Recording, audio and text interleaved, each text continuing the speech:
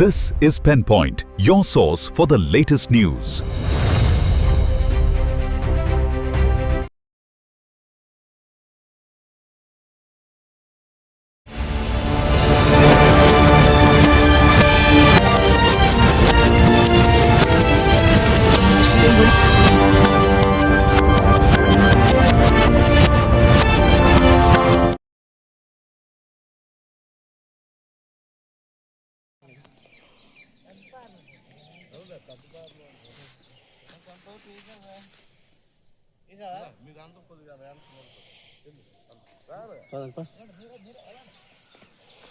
వీళ్ళు ఎక్కడైతే బట్టలు ఆరేస్తున్నారో ఈ రజకులు అక్కడే వచ్చేసి ఒక నెల రోజుల నుంచి విపరీతమైన గుమ్ములు తీయడం వల్ల గతంలోనే ఇక్కడ ఒక మనిషి ఆల్రెడీ ఒకసారి చనిపోయారు. మళ్ళీ వాళ్ళు అది గ్రహించకుండా సేమ్ యాస్టేజ్గా అక్కడే గుమ్ములు తీయడం వల్ల ఈ గుమ్ముల్లో నుంచి మించి 20 అడుగులు ఇక్కడ గుమ్ము పడిపోయింది. ఈ గుమ్ము పడిపోవడం వల్ల ఎవరైనా కానీ ఇక్కడ ఏట్లోకి వచ్చి తిరిగితే రేపు గడ్డ వదిలినప్పుడు ఎవరి మనిషి చచ్చిపోతే ఎవరిది బాధ్యత?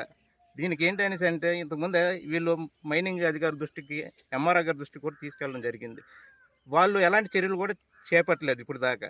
నేనేమంటాననేసి అంటే మైనింగ్ అధికారులు అయినా కానీ, ఎంఆర్ఓ గారు అయినా కానీ వీళ్ళ మీద, రజకుల మీద దయ చూపి ఇక్కడ ఎవరైతే అక్రమదారులు రాత్రిపూట వచ్చి నాటుబడులతో వచ్చి ఇసుక తరలిస్తున్నారో, ట్రాక్టర్లతో ఎవరైతే తరలిస్తున్నారో వాళ్ళని అరికట్టాలని చెప్పి నేను తెలియజేసుకుంటున్నాను. ఇది కానీ వాళ్ళు కానీ చేపట్టకపోతే జనసేన పార్టీ నుంచి రాబోయే రోజుల్లోనే మేము తీవ్రమైన ఇక్కడ ఉద్యమం చేయాల్సి వస్తుందని చెప్పి నేను తెలియజేసుకుంటున్నాను. నమస్తే సార్. మాట్లాడాలి. నమస్తే సార్. ఇది 3 తరాలు బట్టి మా తాతల తండ్రుల తర్వాత ఇది 3వ తరం సార్ మేము ఇక్కడ బతుకుతున్నాం. ఇది ఈ ఇసుక తరలింపు అనేది నాటుబడిలో చాలా దారుణంగా తవ్వుతున్నారు. ఏమనంటే మేము అడిగితే మీకు మీ దిక్కున్నట్టు చెప్పుకోండి, ఇక్కడ మేము తవ్వుతామనేసి వార్నింగ్ ఇస్తున్నారు. మా మీద తిరగబడుతున్నారు.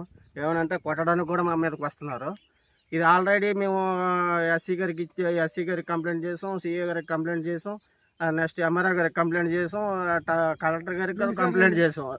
అది 2 times చేసాం కలెక్టర్ గారికి. ఇంతవరకు ఏ రెస్పాన్స్ లేదు. మైనింగ్ వాళ్ళు వచ్చారు, వాళ్ళు ఏమంచి మా వల్ల ఏం లేదు, ప్రభుత్వం మాకు ఎటువంటి ఆర్డర్ ఇవ్వలేదని చెప్పేసి వాళ్ళు ఇప్పుడు వార్డు కౌన్సిలర్గా నిలబడిన నాగార్జున గారిని